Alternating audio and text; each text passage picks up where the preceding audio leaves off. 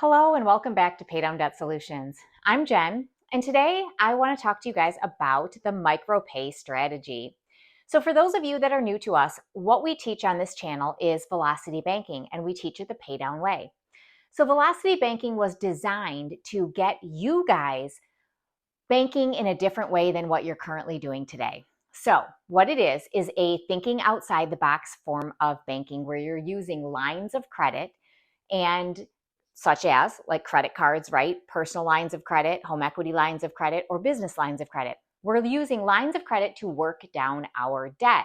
And we're able to do it much faster when we deploy lines of credit by putting our income in and running our expenses out. So this video today is for those of you that understand velocity banking and are learning how to function within it. So one of the things that keeps coming up are the fact that limits keep getting cut on a lot of you. We know that there's a lot of credit card debt out there. As a matter of fact, Americans find themselves in $1.21 trillion of credit card debt. So this is the highest credit card debt that America has ever seen. And with that being said, we want to make sure that we don't have our limits cut because these credit card issuers are going to get more and more nervous about you and about me, right? As we continue to do our banking, especially if we're running at high limits. So that's what I want to talk to you guys about today, how to function with your credit card so that you can run velocity banking strategies using that credit card. Now, I talk to you guys all the time about, using home equity lines of credit or personal lines of credit because that is the quickest way to work down debt. However, credit cards do a phenomenal job working down debt as well. The only difference between using a credit card and using a line of credit, such as a home equity line or personal line or even a business line, is that you can put your entire income into those personal home equity or business lines of credit and you can't with credit cards because there are certain things that you have to hold out of your payment to that credit card and leave it in your checking account so that you can pay them through the checking account. So what makes these lines of credit work well? When you put your income in, you are dropping your balance quickly, which means you are dropping the interest that you are required to pay. Okay, so that is one of the key principles to why and how velocity banking works.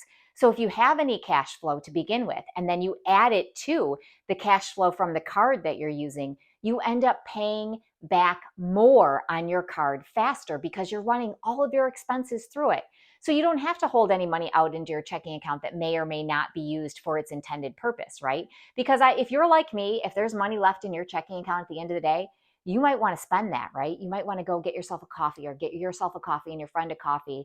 And then your daughter might want, a Build-A-Bear, or your son might want, some Roblox, right? So there's all these things that happen to us, right? But if we're putting our income into our debt destroyer already, then it's already done for you. You don't have to think about it.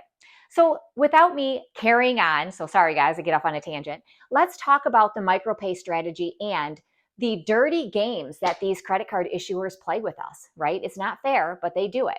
So one of the things that we want to talk about is how to strategically place your money on your card. So when you have a credit card and you're using it as a debt destroyer, let's say, and in my example here, we know that we want to put $3,400 on our card, okay? And let's say that our payment to begin with is $350, all right? So that is our payment that we are required to pay, is $350. So what happens is when we make a big chunk payment, if we're at our max limit, okay, and we make a big chunk payment, these credit card issuers will come in as soon as you make that payment and lower your balance by this dollar amount, okay? And that's what we want to avoid because we want all the purchasing power we can get so that we can run our strategies and we can roll other cards in along the way as need be, right? But we can't do that if these credit card issuers are capping us every time we make a big payment. So we have to be careful and we have to do things a little bit strategic.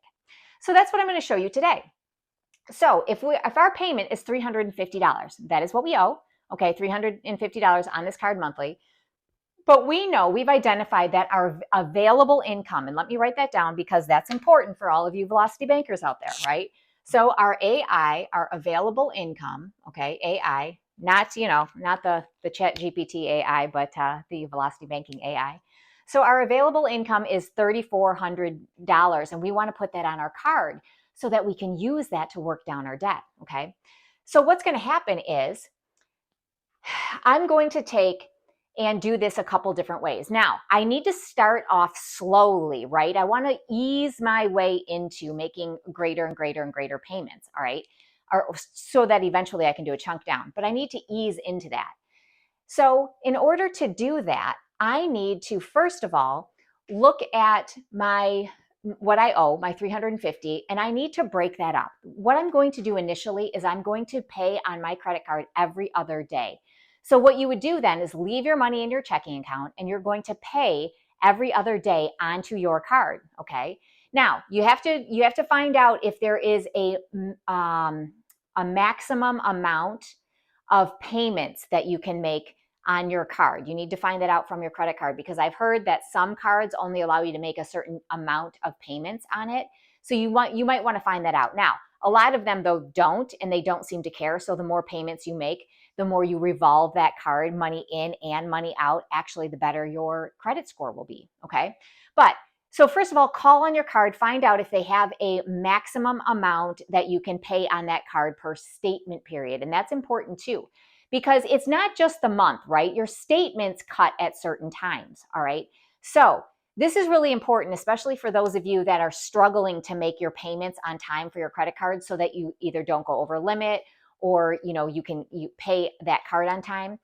If let's say your due date is let's say it's the 13th, but our statement date cuts on the 12th, okay? So if the 12th is our cut date, okay?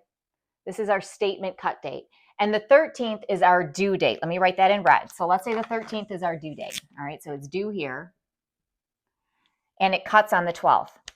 Here's what you want to make sure that you do. If you are trying to, make $350 on your card, okay? But you can't do it in a chunk payment anyway, because maybe you're struggling and you're trying to get funds together.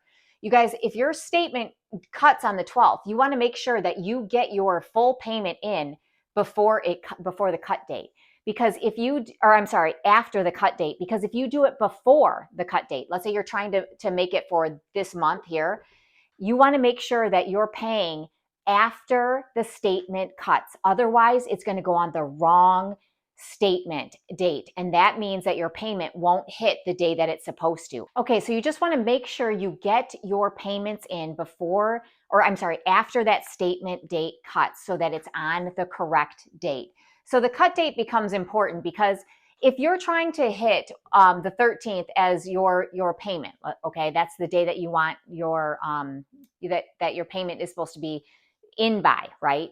So we want to make sure that if we're shooting for this statement, right, the statement that starts on the 12th, we got to make sure that our payment is coming in after the statement has cut. Otherwise, it's going to go on the statement prior to that. So then if you're going to struggle for the rest of the month to make sure that 350 gets put on your card, then you're going to be in trouble, right? So you got to make sure you know when the statement cut dates are, so that you know if you have to have a certain amount, right, by that date, by the time it cuts, that you're getting your payment in after that statement cut, so it doesn't go before, that it goes for the proper date that you want it to go on. So that's incredibly important. So I want to make sure we talk about that. All right. Again, you guys, any of this, you talk to your credit card company and you ask them questions, okay? And even if what I'm saying doesn't make sense to you, get on the phone and call and say, okay, I need to make sure my payment is made by what date for it to go on this due date, right? You want to make sure you do that, okay? Very important. So if we're working with the Micropay strategy, knowing we want to put $3,400 on our card, we're at our limit. Many of our cards are at our limit. This is our debt destroyer. We got to make sure that our limit doesn't get cut. So what do? Well, you're going to run tests, right? We're really going to run tests, because we're going to test this $3,400. We're going to spread it out between our statement dates and make sure that it gets put on correctly. And we are going to make 15 payments. So that's every other day, right? So we're going to do every other day for the month. And we're going to hold money in our checking account, and then we're going to make $226 payments on our, for every other day, so that we get in 15 payments before that statement cuts, okay? So we want to get those payments in. So if our cut date is on the 13th, let's say, okay? So if our cut date's on the 12th and we're trying to get in our 15 payments to equal the $3,400. So let's take a look at this. So what I might want to do, right, is I'm going to take $226, and I forgot my dollar sign, so I should show you guys that so you don't think this is not a dollar sign. Okay, so I'm going to make 226 on my calendar. I'm going to make those 14 times 226. So I'm going to go, let's say I start here, and I'm going to do 226. There's one. Here's 226. And then we'll make another one, 226. Skip a day. We'll do it here, 226. We'll do it here, 226. And here. And we'll do it here.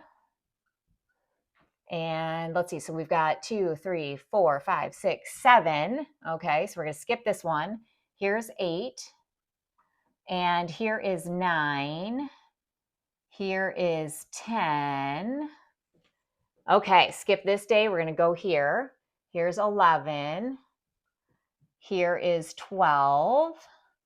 Here is, apparently I can't talk it right. Sorry, guys. I think this is 13. I'll double check that. And I think Saturday we're going to make it here. We're going to do 2, 2, 6. Okay, so let's make sure we've got 14. I've got 1, 2, 3, 4, 5, 6, 7, 8, 9, 10, 11, 12, 13, 14. Now our 15th one, because it was, it didn't divide out evenly, I'm going to make 236 to equal my 3,400. So on the 12th, ironically, the statement cut date, or if I'm nervous about that, I could always do it this date, right? I could do by 236 here, okay? So that means between those statement dates, I've made the payment that I want to make, okay? And so when I do my payments this way, okay, and I break it up, what happens is the algorithm is looking for chunk payments. All right. So when the chunk payments come in, and I don't know if there's a certain, like if it's double the amount of your payment, I'm not really sure, but I know that working it this way and running it every other day does seem to work really well. And so we want to make sure we get all those in, right? Because what happens is when you make a big payment of any sort, that's when it trips the algorithm, and the algorithm catches it, and then they'll go ahead and cut your limit. So we're trying to basically trip it up, right? Or let it pass us by, going under the radar. So that's what we're doing. So then we're going to make our payments, right? Of the 226, we're going to do that 15 times in the month. Okay. So maybe you do this a month or two and everything seems great, right? So maybe that looks good. So now you're going to step it back one, and we're going to then go do a total of 10. So then we're going to make a change here, right? So we're going to do it a little bit different this time. And let's just erase these out so we don't confuse ourselves. Maybe we'll even use a different color. We'll get fancy. All right, so let me erase these. There, get rid of that. That, and that. Okay, so now, I don't know. Let's pick something we can see. Okay, so now we're going to say, okay, well, 2 months went really well. That went great. So let's now back it off, and we're going to pay a little bit more. Now we're going to pay the exact amount that we owe, and we're going to do that 10 times. Okay, so we're backing it off by 5. So now I want to make sure I get in by the due date. So let's just pay it on the due date. We'll say $350, right? So this is $350. This is my first of 9. And then maybe we do it here. Okay, so we've got 1, 2, and let's say we go here. There's 3, and we go here. There's 4, and maybe we go here. Here's 5.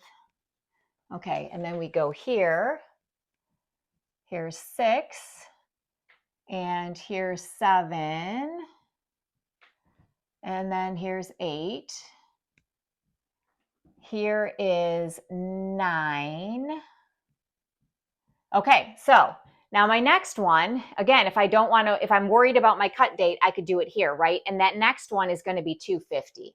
All right, so that makes it, this is going to be, the last one will be 250. So that means now I've gotten my $3,400, the available income that I want to pay, I've now done it 10 times instead of my 15. And so now I'm paying exactly the amount that's due. Okay. And so you're going to run that for another 2 months just to see what it looks like. And if that works really well, then what we do is we back it off to 7. Okay. And then once you get to here, it seems to be after 7, you can go ahead and make like 2 payments and split it up.